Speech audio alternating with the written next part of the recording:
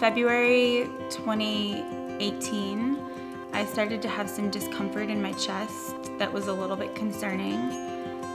Decided that before I went on a business trip to Chicago that I should call my OB, and they recommended that I go to the emergency room. After I was there all day and went through a battery of different tests, the ER doctor on call that day came in and told me that I had 2 blood clots in my lungs and a mass in my lungs. I was 33 weeks pregnant at the time.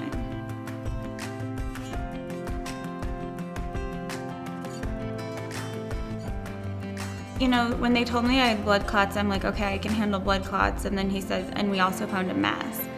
And I'm thinking to myself, a mass, what does that mean? What could that be? And he says, you know, we're not really sure. It could be a couple different things.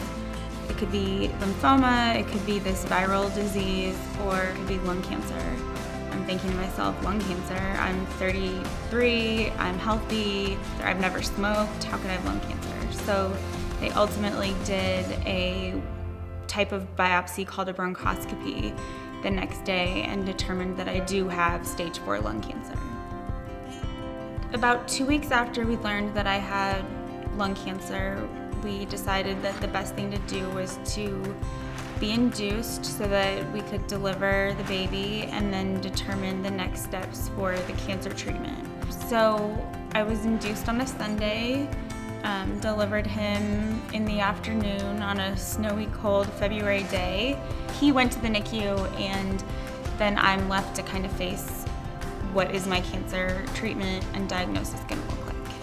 You know, when you hear cancer diagnosis, most people think chemo, radiation, and prior to getting the full picture, you know, those things were on the table. We just didn't really know what it was going to look like.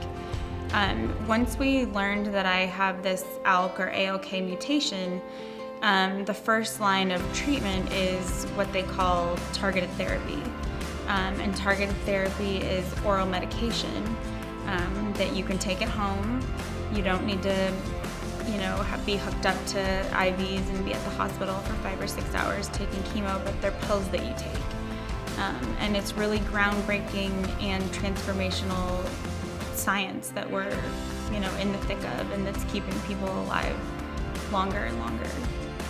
Until there's a cure, I will have cancer, but I'm really grateful to have amazing doctors, supportive family and friends, a great husband, and 2 adorable and busy kids to keep me going.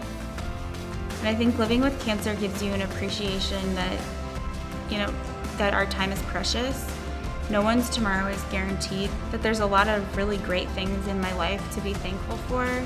I have so much hope to be here when Brady goes to kindergarten, when Paige graduates from high school, when, you know, Brady's playing on the football field just like his dad. I have a lot of hope for the future, and that I'll get to be here to see all those major milestones for them.